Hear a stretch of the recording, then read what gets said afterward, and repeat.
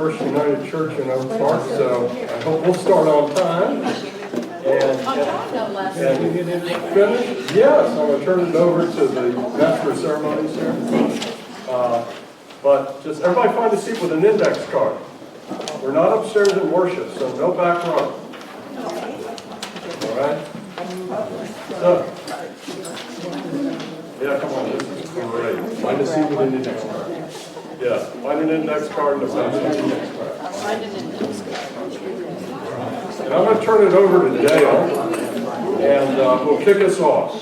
Yes, we are. Go kick us. All right. Come on in. Go ahead, James. I was just going to go sit with Marilyn. Are we already going, Marianne? Today is communion. Yes, it is. Okay. Good morning. Good morning. Representing the adult education team this morning, I am Dale Sorensen. Introducing speakers this morning is a particular pleasure. The speakers are exemplars. Big word. The speakers are exemplars of the subject of which they will speak. Creating a caring community in the church. UIC Professor Mark Smiley, First United Pastor Phil Price, not only practice caregiving, but they understand it. And so today, and for the next 2 Sundays, we all are going to be the beneficiaries of their wisdom.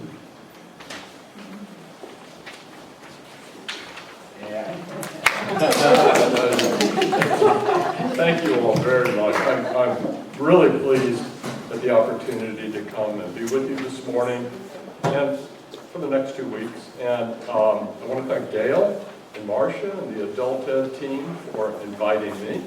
And I want to give special thanks to Phil, who is going to be with us and making a really important contribution to this class toward the end. And so he's sort of, as I like to describe, the exclamation point to what we're going to talk about today. As we get started, I would like to recognize many current opportunities and efforts that are now underway to foster caring community in this church.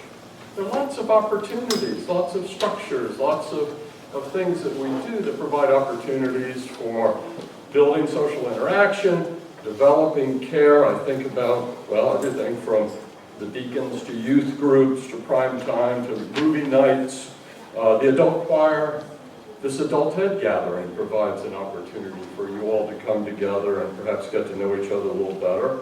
The hospitality we have, the receptions we have, even working on teams provides an opportunity for people to come together and get to know each other and support each other well.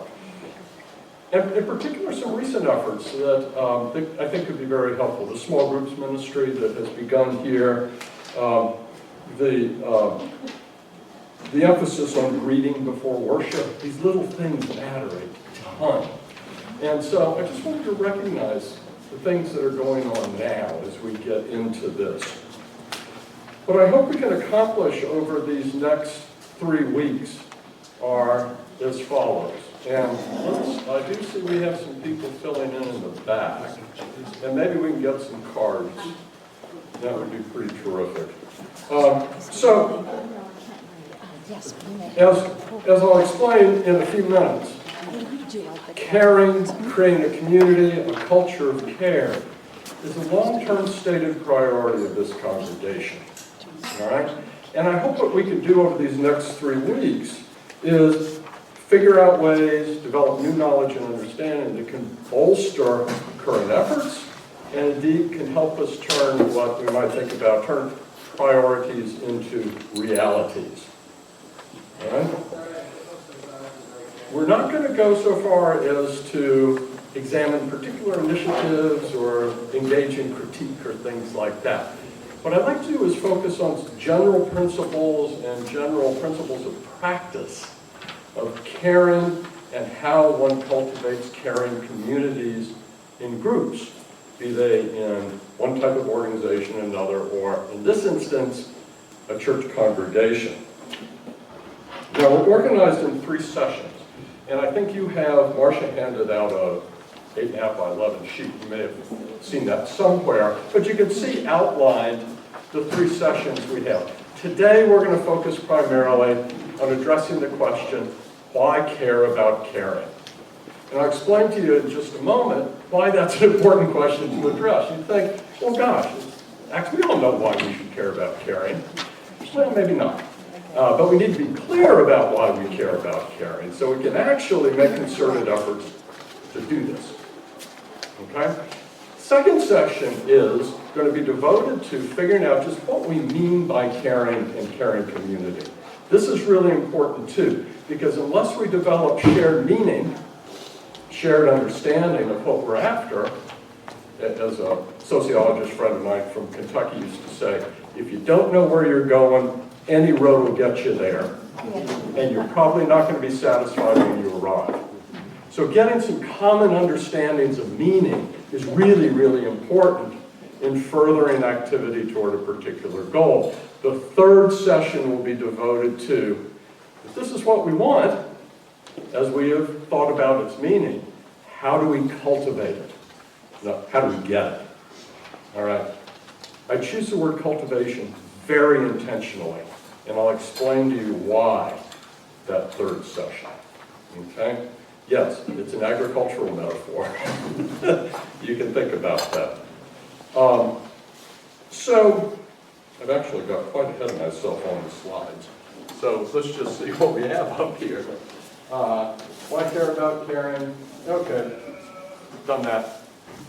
Done that. Okay,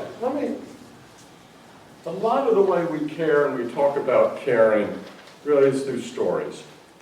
And I used to be a professor at the University of Illinois in Chicago. My kind of disciplinary training and background in organizational sciences, in sociology and political science. And I went into my research, my teaching focused primarily on organizational improvement, leadership, policy in educational organizations and nonprofit organizations. This is kind of where I was, my upbringing, if you will, in higher ed. You may also know that I come from a long line of human service providers. My family is, with one exception, one businessman, my uncle, and now my beautiful bride over here, who's a graduated litigation attorney. We're all either ministers, doctors, teachers, nurses. It's sort of in my family DNA. I think that's one reason why I came to care about this topic so much. I think the other one was born out of a sense of professional discontentment, and which led to some curiosity.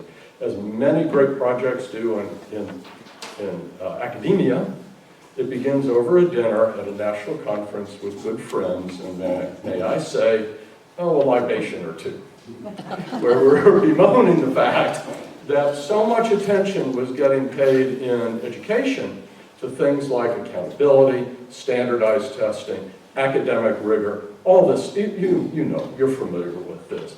Nobody was talking about the kind of support that kids need to have in order to meet those expectations. Nobody was doing work in that area, and certainly out in the field, every teacher, every principal you talk to say, this is so important, the social academic support of kids. We can't do it anymore. 1995. Okay? And so we thought, we better do something about that. That was after a couple of rounds, and so we did.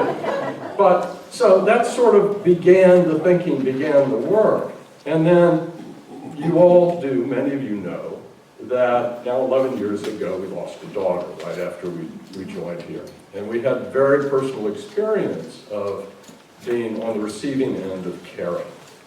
And so this kind of confluence of the family DNA, the professional discontent, and wanted to do something about it, as well as a personal experience, kind of joined, and they became fuel for each other. That resulted in, really, I know I'm stepping away from the microphone. that my colleagues and I engaged in 5 plus 6, 7 years of work trying to understand this concept of caring as sort of an overall umbrella for the social support, psychological support that people need in order to thrive. So we went to work. We did an awful lot of research and writing. Much of what we did was we read across disciplines and professions. We were highly disappointed in what was coming out of the field of education. So we read in the disciplines and fields of, oh gosh, just some examples: philosophy and ethics, sociology, political science, organizational sciences. And in the human service professions, we went to healthcare, medicine, nursing, social service administration, education, nursing, I said that already, ministry, and interestingly, the military. The military has some pretty terrific perspectives on caring, both about the units, but also about in war. So we probably read, digested 400 or 500 pieces of literature. We interviewed practicing human service providers. We interviewed people in universities across the country who prepared them and supported them to try to get a sense from, not only from education, but across these other human service professions, what caring and caring community was all about. So, formal interviews, conversations, and the way that those conversations generally sorted out is that people told stories. Right? I told you a story about how I kind of came to care about caring, family stuff, our personal experience, the professional disquietude, but people would talk to us in stories, and these stories were really profound. Really, really, really profound. And that's how we communicated a lot about this subject and what it meant to people. So we thought, hey, there's good stuff here. Let's start collecting stories. And then we ran into some artwork. Our daughter's now a 5th grade teacher in Nashville, Tennessee. And it was really interesting. She'd show us every once in a while some student work. I thought, my goodness sakes, kids can have something to say about this too. So we elicited artwork from kids. Really the prompt was, draw a picture of what it feels like to be cared for. And these were remarkable pictures that we got. Foosh kids drew pictures for us. Came in one evening, they drew pictures, and a couple of them are in one of the books that we published. So we did a lot of work and ended up in, this is not the shameless commerce division of, but we did 3 books.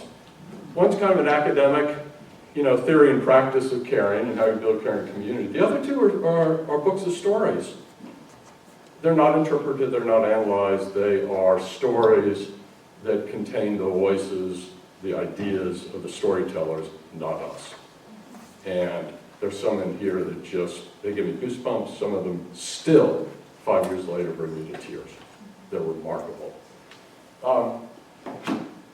And then we published a bunch of academic articles, because that's what we're supposed to do. So this is the body of work from which much of what we're going to be talking about these 3 weeks comes from. All right? So, I wanted to,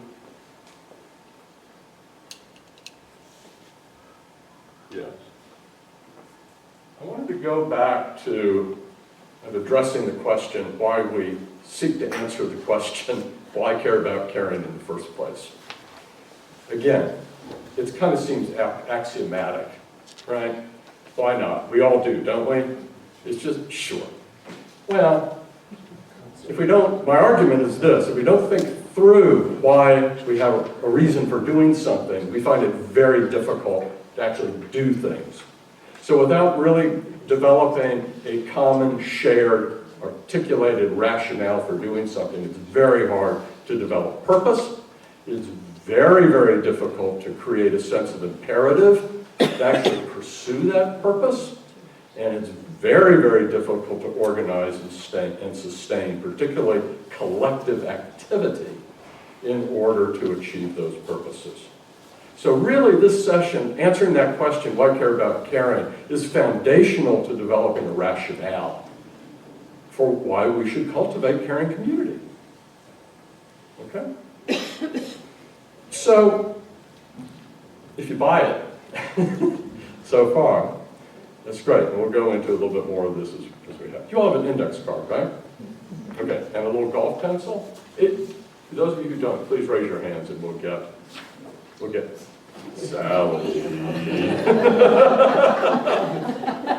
Sally shared. Well, what they say, sharing is caring. So, while we're waiting on Sally, and Paul needs a pencil too. But you got two sides of a card. I'd like for you all to write at the top of one side of the card, doesn't matter which side, a plus. Okay, that's a positive. A plus, a positive. About anything? No, wait, I just want a symbol so you can keep the two sides straight. Okay. All right, plus. Actually, it'd be pretty cool. No names, please, but it'd be really cool to see what you write. So maybe at the end we collect these and be kind of, I'll think about them and maybe reflect upon them next time we get together. On the other side, put a dash for negative. Okay? When you get done with that, turn it back over to the positive side. And this is what I'd like for you to do. Think for a moment. We're going to do this quickly, like speed dating. We're going to do this quickly, but I want you to write 3 things. I've got the instructions up. 3 words that describe what being truly cared for does for you. What truly being cared for does for you. That could be how it makes you feel, what it allows you to do, anything like that, okay? When you get done with that, you can guess what's coming on the other side of the card. What does lack of caring do? Again, what does lack of caring do for how you feel, what it allows you to do, just anything, okay? There are no right or wrong answers here. But hold on to your cards because we're going to come back to them in just a few minutes. I'll give you a minute or two.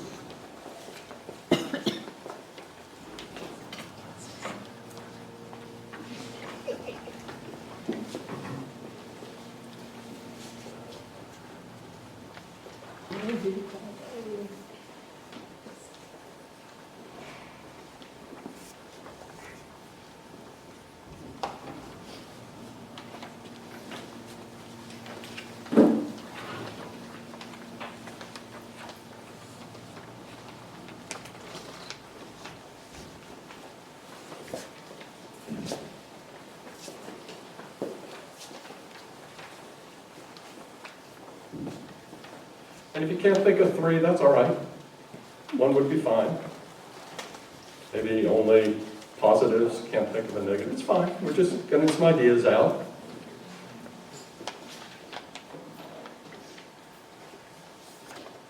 What's the negative side supposed to say again?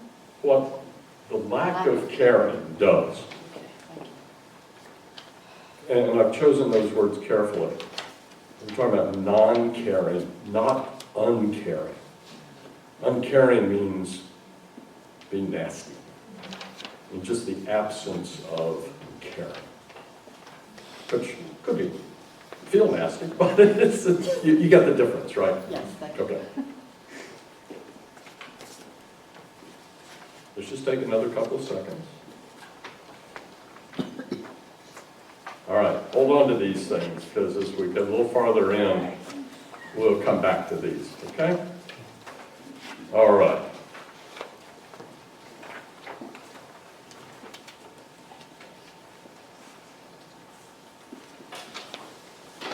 Now, let's get to the question at hand, which is, why care about caring?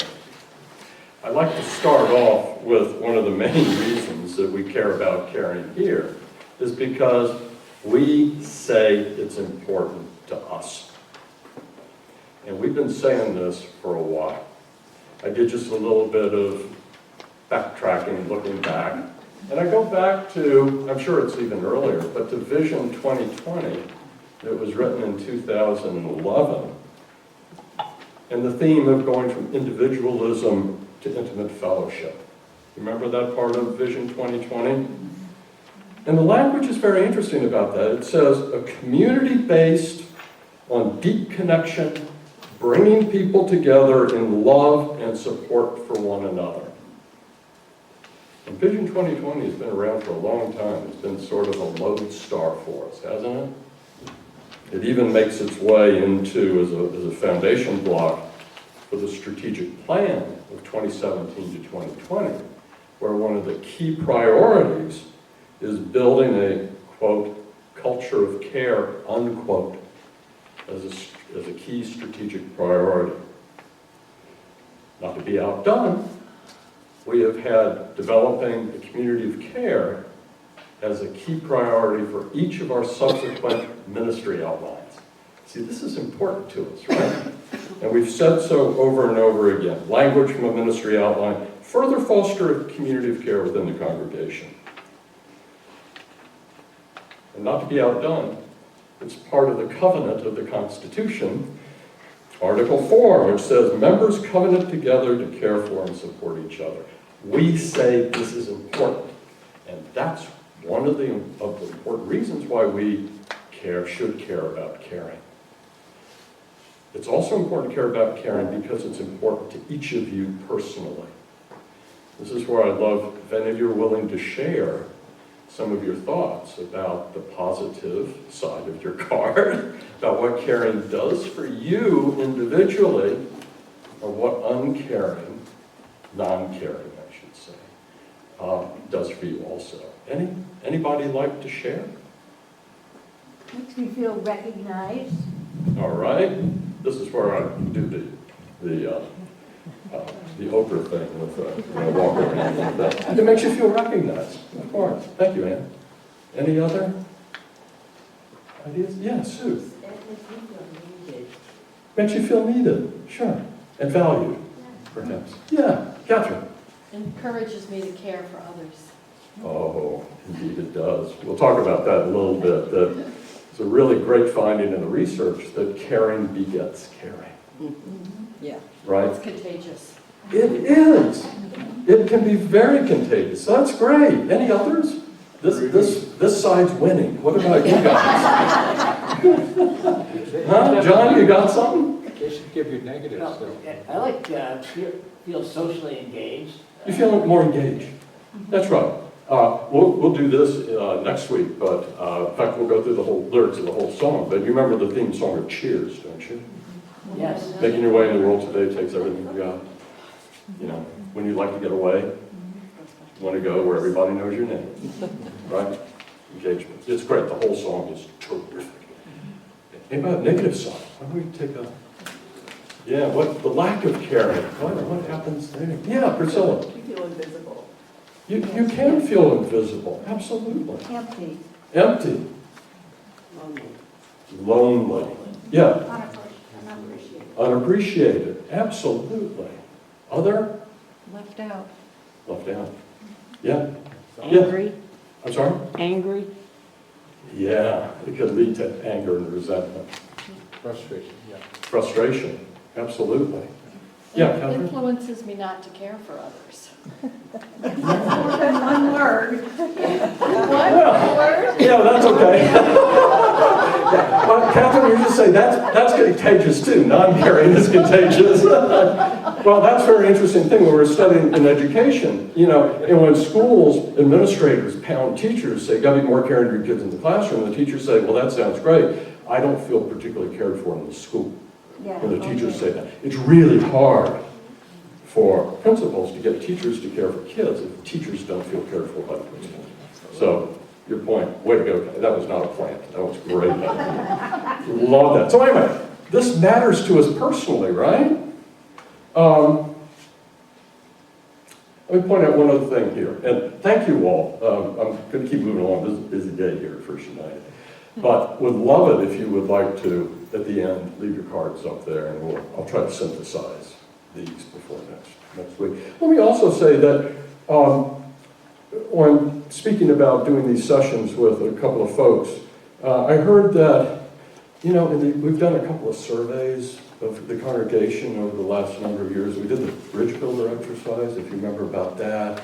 The capital campaign kind of surveyed focus groups, what's important to do around here that we could build a capital campaign around.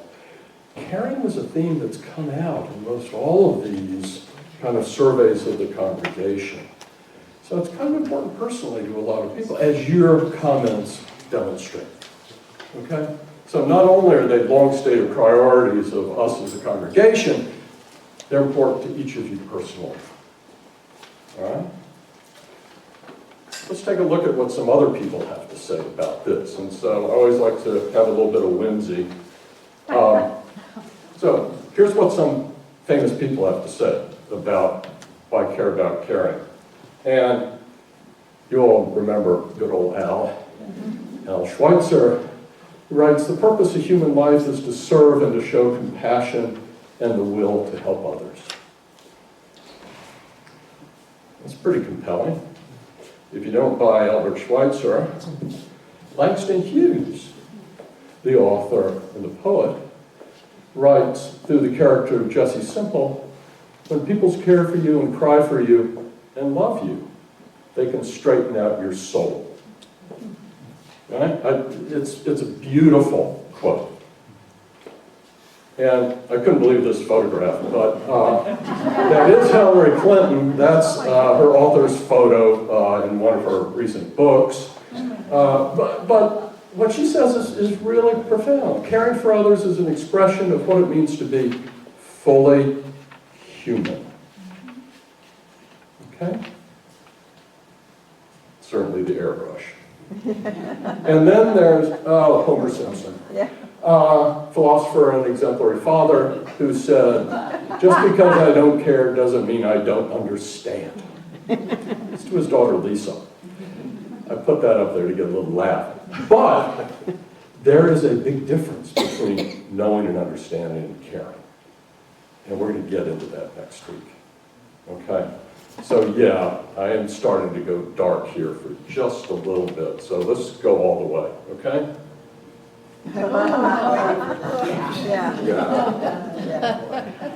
All right. Do we have to say anything? You all do remember that of the other day. And then, of course, if you're going to go there, you have to go there. The best, and you know what's on the back of that trench coat, don't you? When she was flying off to a migrant children's camp. I don't care, do you? Okay? It was presumably directed at the media. But then, let's pull ourselves out of the abyss. And here's Jens Stoltenberg, Norway's Minister of Finance and former Secretary General of NATO, who says, "When autumn darkness falls, what we will remember are the small acts of kindness. A cake, a hug, an invitation to talk, and every single rose. These are all expressions of a nation coming together and caring about its people."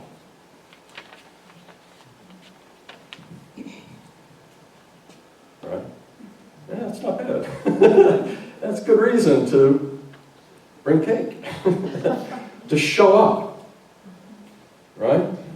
These little tiny things matter, as we will, again, next week, preview. The small things matter big time in creating a community of care.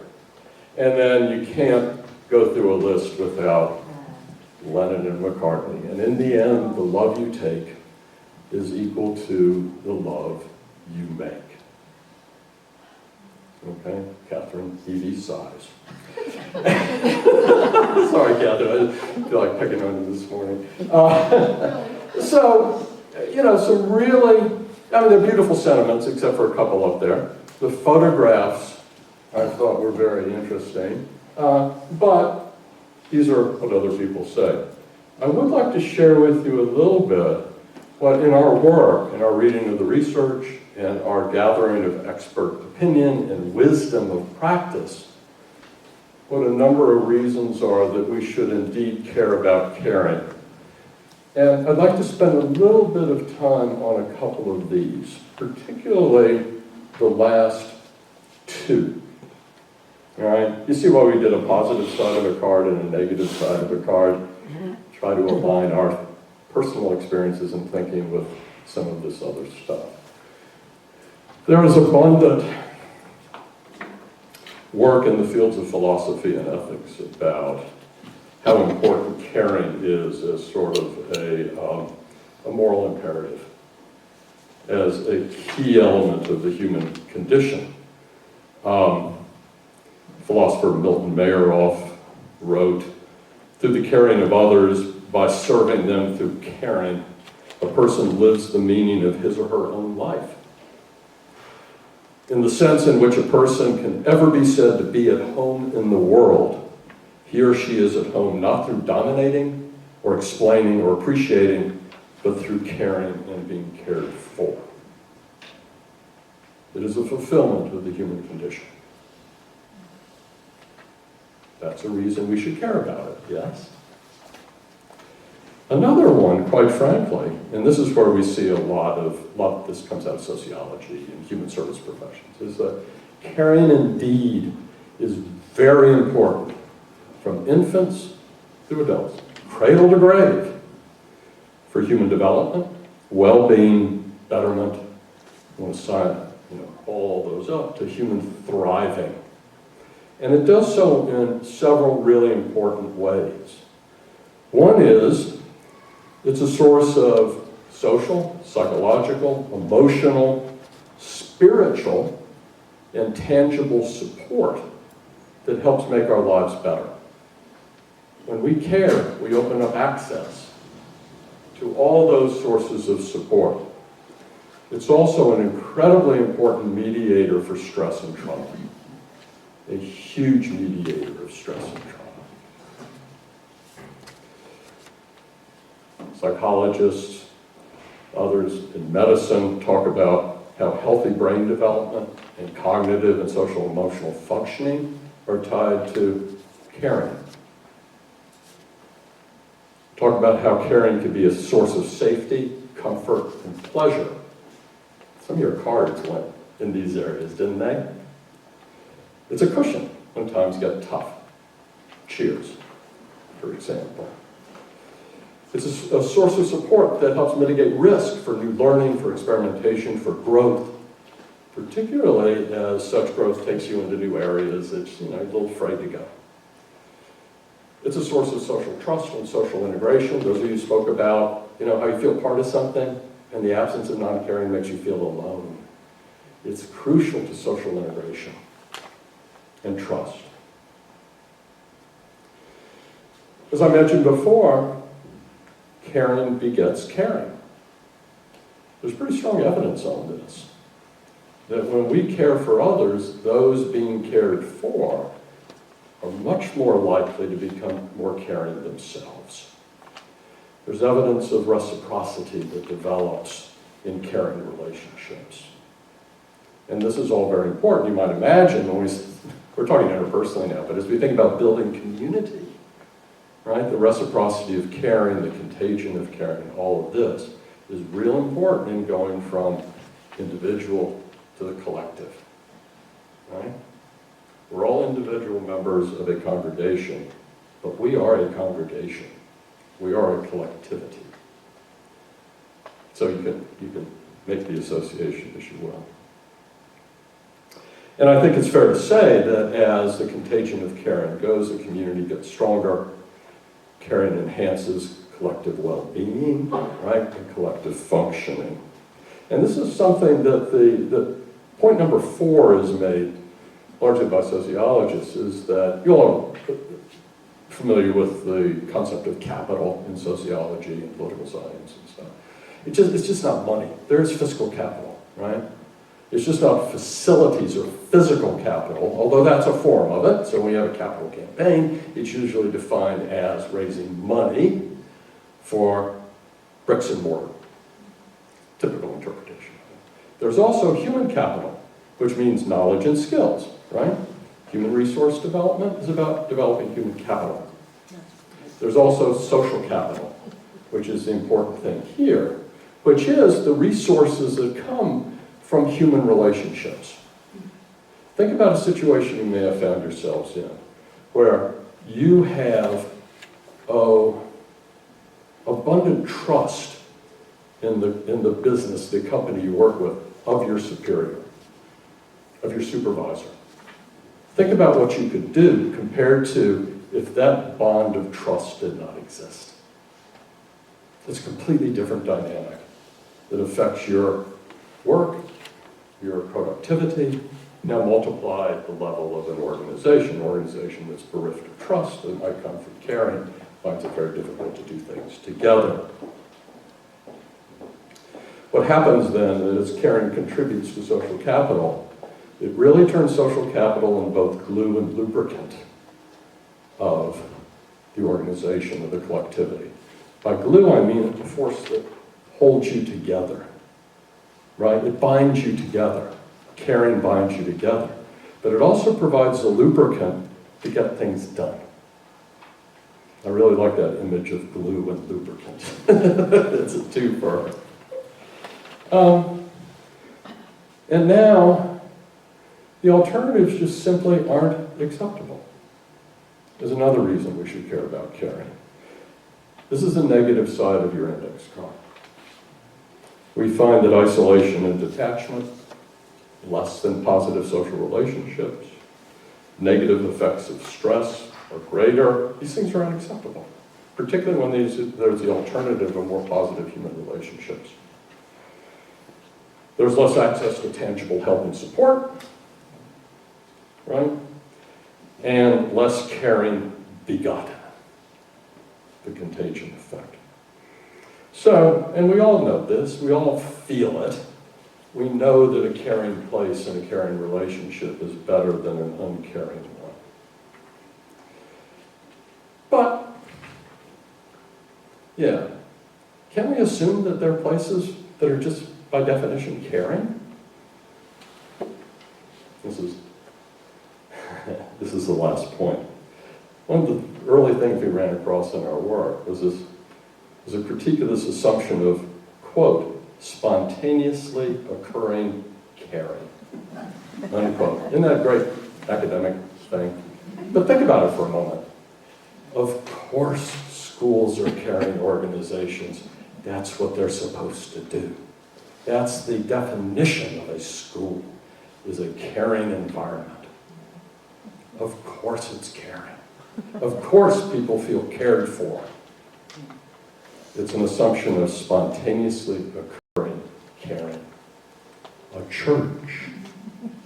Of course it's caring. It's a church. Okay?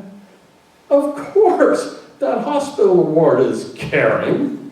But that nurse that just flipped me over because I'm bedridden, it didn't feel particularly caring. Or the faculty in the school, or the teachers say, oh yeah, we care about these kids. We care deeply. Talk to the kids and they say, I don't know, I don't feel particularly well cared for. Happens all the time. Happens all the time. And that kind of relates to another thing, is that, we'll talk more about this next week as well. Caring is really phenomenological. By that I mean, the intention to be caring of someone does not matter as much as what the person being cared for thinks is going on, and how the person being cared for experiences that. And I can tell you from our personal experience with loss, of many well-intended people who did things for us and who shared their sentiments with us, that were deeply caring as we interpreted it. A few not so much.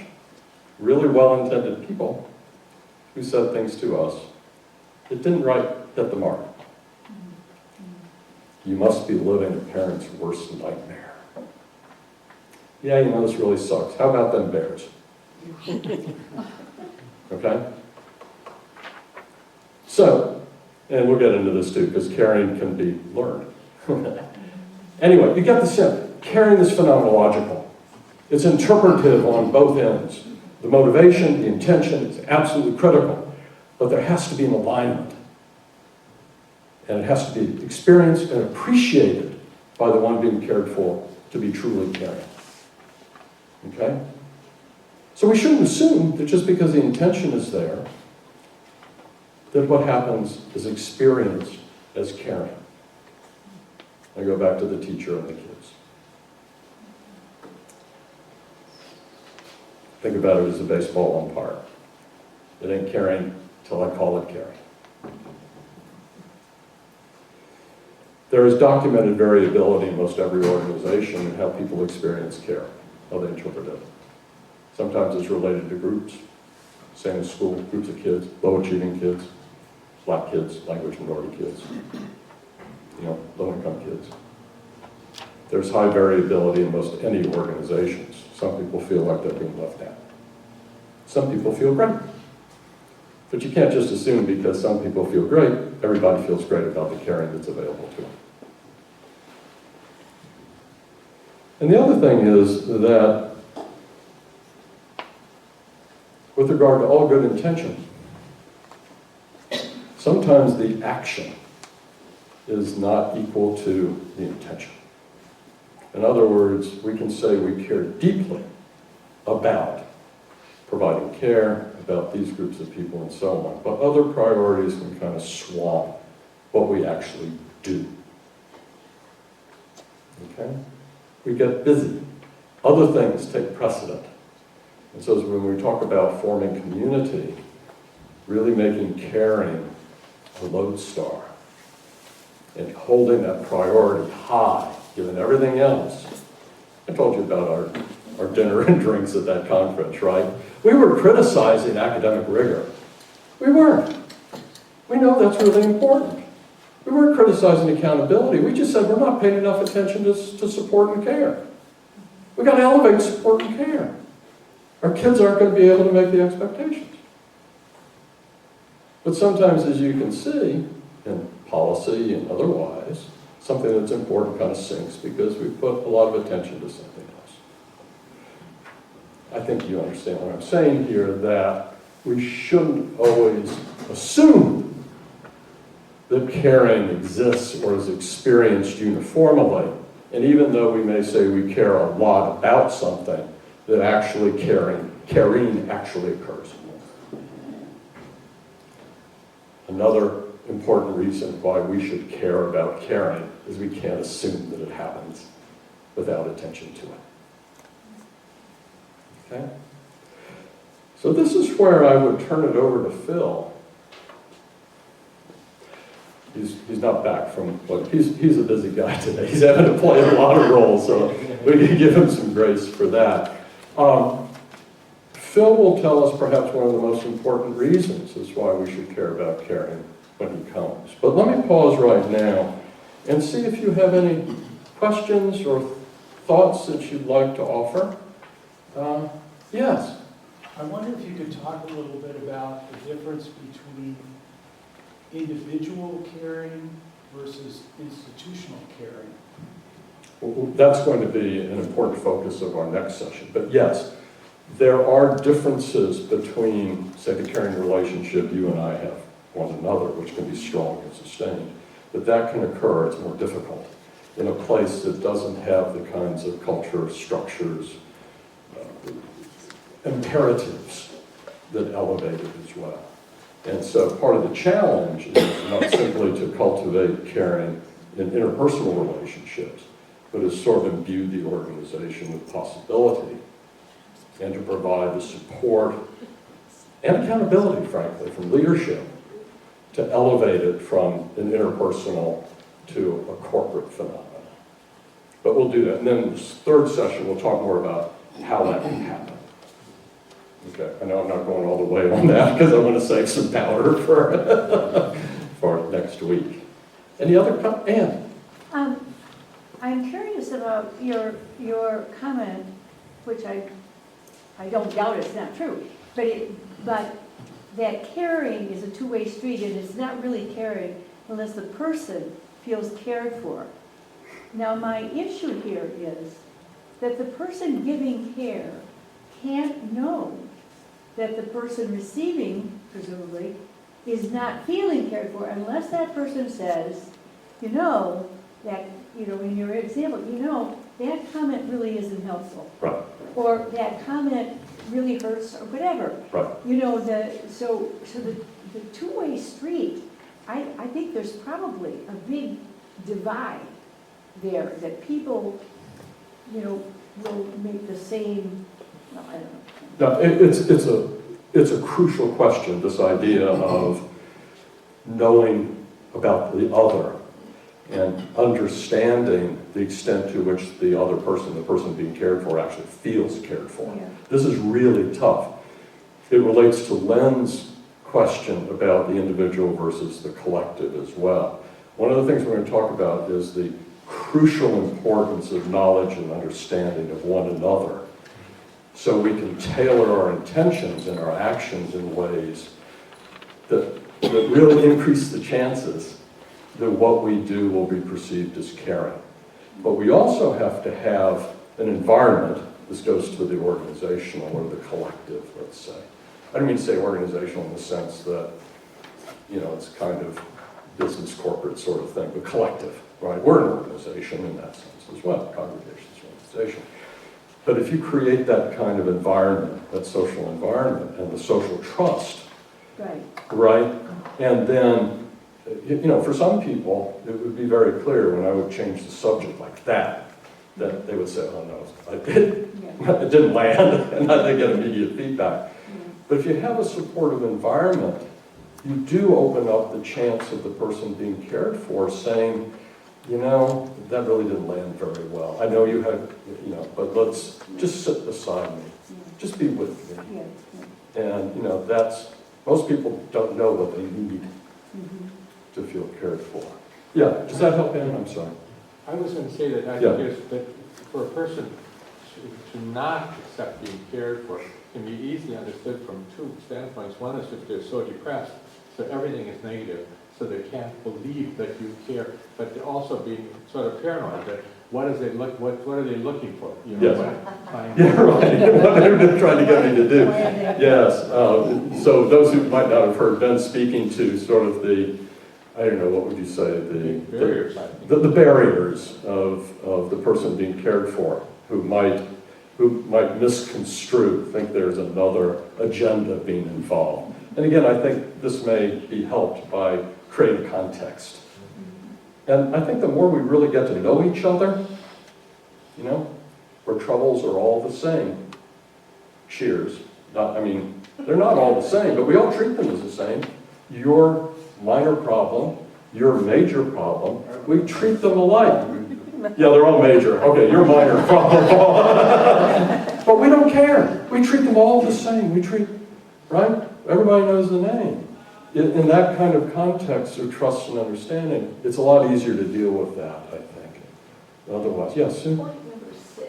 Yeah. The presence of caring cannot be assumed. We've been experiencing this lately with the nursing home experience. The resident can't express anything at all about whether or not she's being cared for.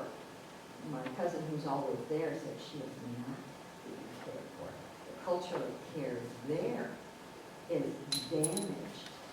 And we saw it yesterday when we were celebrating her birthday. And so there's a lot of caring going on. It's not a nursing home. Right. It's outsiders coming in. But the patient, the resident, can't express it, can't say thank you, can't know what people are doing for her. So it's kind of like caring in a vacuum. Yeah. Sue's example is a recent one from a nursing home where inside it doesn't feel caring, but people bring care from the outside. And that would be an issue. We have seen trends where the development of leaders and administrators for healthcare, and John, you know about this, come more and more out of business schools. And fortunately, we're seeing some of the leading business schools kind of getting into more models of, say, positive leadership and much more kind of human-oriented ones. But I think that's a real question for some human service organizations. So I think, and we'll come back to further discussion later, but Phil is here, And Phil is going to give us the exclamation point to the question, they have the big answer, well, why we should care about caring, particularly here. So, Okay. Here you go. Why I care about caring? Because it matters, because it's how we will shape the future. The future is going to go in a certain direction based on how we learn to care. I appreciate the fact that Mark talked a lot about stories. It'll come down to the stories that we believe in terms about who we are and what our nature, what our relationship is to both the natural world and to each other. He invited me to talk about called to care. Called. Hello, call, hello. It's a listening to, it's a responding to something, a voice, a message from outside ourselves. It's a beckoning, it's a nudging, it's a pleading, a cajoling, and in some cases, a thundering at us to act and to follow and to be a certain way. It's outside of ourselves, calling to us. That's what the nature of a call is. Called to care. Care. To have thoughts, feelings, commitments, to act in such a way as to benefit the object of those thoughts and feelings and actions. The unstated assumption, again, is that it is outside of ourselves. The object of our care is something outside ourselves. If the care is directed backward or inward toward the caregiver itself, it has to be specifically noted that we are making a kind of exception, and we designated it as self-care. Right? So we make an exception when it's turned backward toward ourselves. The normal assumption is that it is outward, outside of ourselves. Let's pay attention to this. Both the call and the object of the call is outside of self. Both of these outside aspects are essential in understanding the very nature of our being, what it is to be human. That was one of the things that came up. What it is to be human. They place us in relationship with everything outside of self. This is to claim that we don't necessarily know ourselves by going in. We know the deepest aspect of ourselves and the truth about ourselves by being in what I would call sacred relationship. A relationship with something outside of ourselves. It is human to be in relationship with that which is outside this bag of bones and skin and plasma, the edges of myself.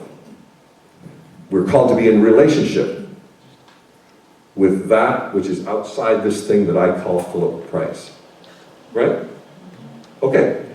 So then the big question is, what will the nature of that relationship be? Those relationships. It's the big question of what it is to be human, and it's the question that shapes history. What is the nature of that relationship? There are many answers to this question, and the struggles of humanity and the struggles of what it is to be human are recounted in history, are the recorded efforts of us trying to find and work out the answers to those questions. That's why it's important. Here's what's at stake. Arbitrary and capricious, or caring community. That's what's at stake, and those are the choices, and those will be based on the stories we tell. Again, the stories are critical to how we're going to be, and those stories will shape our future. Let's just do paying attention to where we've come from. Some of the earliest ideas about the relationship with the outside, nature, and the powers that be are that the powers that affect us are arbitrary and capricious. Those are our earliest understandings. That's our relationship to the outside world. Now, in modern days, we have romanticized it, and we have all kinds of these romanticized ideas about the fundamental relationship with nature.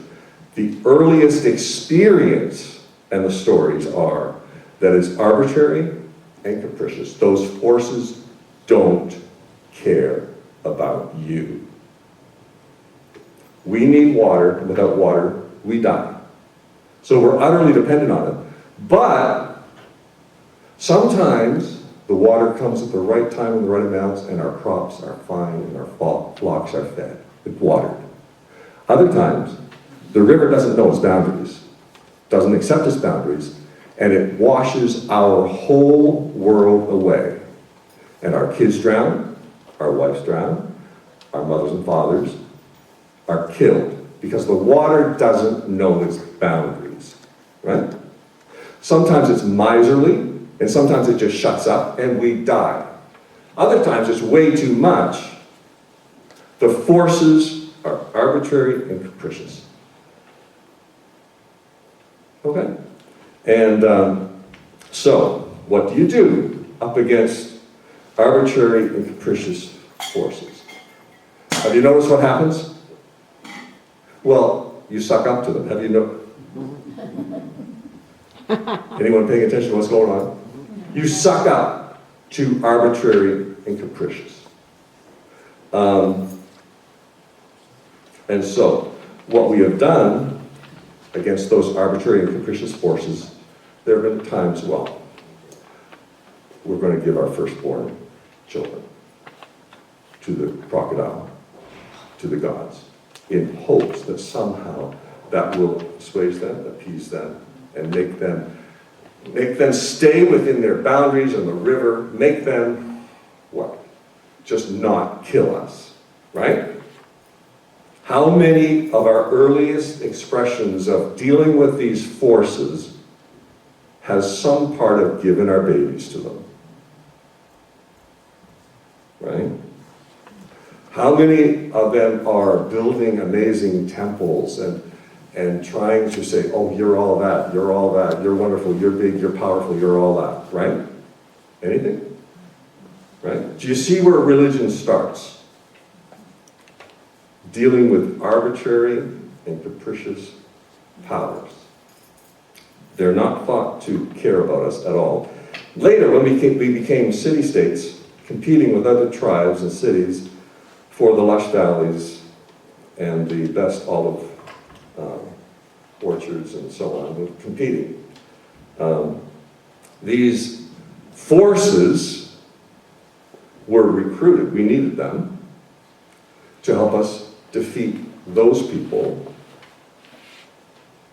because if they win, we are going to be their slaves, right? If they win, we're their slaves. If we win, they get to be our slaves.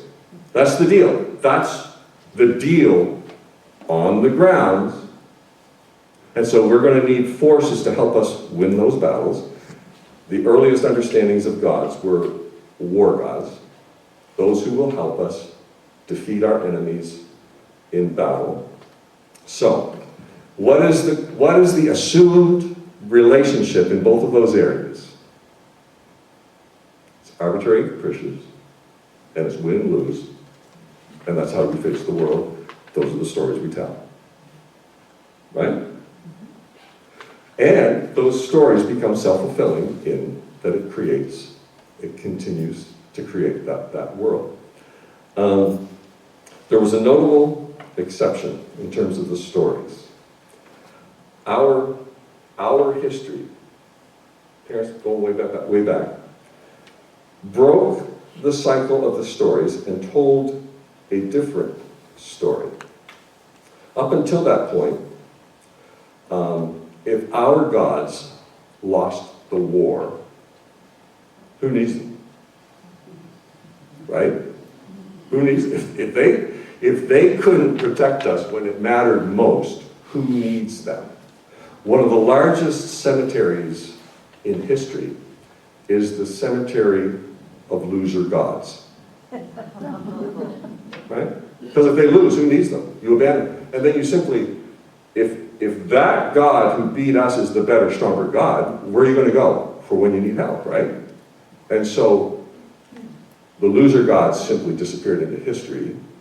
The more powerful gods were the ones that obviously warrant your worship and attention, right? And then there's this new story that comes along, a kind of notable exception, and it's the story of a loser god who did not end up in the cemetery of the other loser gods. And it's a group of serially unfaithful people who also did not disappear into history with all the other loser tribes and nations. It's a completely different story. Look at the relationship. It's the story of a God who would not, first of all, would not take a name, and I've got to finish this up really quickly because we've got to get down the street for our parade, okay? It's the story of a God who would not take a name, a no-name God. In an era where all of the important gods had names, war names, and maybe next week I'll list them for you. They were the winning war gods. And a no-name God who's talking from a burning bush. And what this no-name God, so he doesn't have an area or arena of power. He has no portfolio, since because a God's name is his or her portfolio, right? It's their area of strength and expertise, the water gods, mountain gods, whatever it is. So this God that has no area of power or authority and has a kind of identity crisis. And this God who either doesn't have or doesn't know his own name cares. And there's where that word jumps in. Cares. And what does this God, this no-name God, what does this no-name God care about? Cares about a bunch of losers. A bunch of slaves. Unheard of. Gods don't care about slaves. Nobody cares about slaves because they are by definition the ones who lost. So when all the stories are about winning good, losing bad, a story of a no-name God who cares about a bunch of losers. And that's where it starts. That's where our whole story set starts, right there. In the history of the gods, this is this God. Okay, look what happens in that exchange. This no-name God wants a wanted murderer, a felon, to go back into Egypt, the pinnacle of winners and most powerful gods. Go back. You with a stutter, go back and tell that Pharaoh to let my people go, a bunch of slaves, and undermine that Pharaoh's whole economic system. How do you think it's going to work out? Right? You see the story, though. You see the story. That's where our story starts. No-name God. I am what I am. What does that even mean? What is that? Go back because I care about a bunch of slaves. It hit the reset button in history and gave us a story option that is about caring versus domination. That's what it does. It simply opens up a storyline. Caring versus winning domination. Arbitrary and capricious to I care about you. The no-name burning bush God entered into a relationship that was based on covenant, based on promise-making. I promise. Relationship. A back and forth, a shout, a shared thing. I'm going to continue this next week and talk about how the commandments, because commandments come into this. The first commandments are the foundation for caring relationships and caring stories. Next week, we got to get down the street if we're going to do this parade thing. But caring, it's self-fulfilling, and it's the way we can reshape history. Okay? All right, thank you all for coming. We'll review at the beginning of the next session our sort of takeaways from today. If you wouldn't mind leaving your index cards on the corner of the table and the golf pencils, we may use them again. So thanks again, really do appreciate you all being here. We'll continue next week diving into what we mean by care and caring and community of care. Thank you all. Thank you.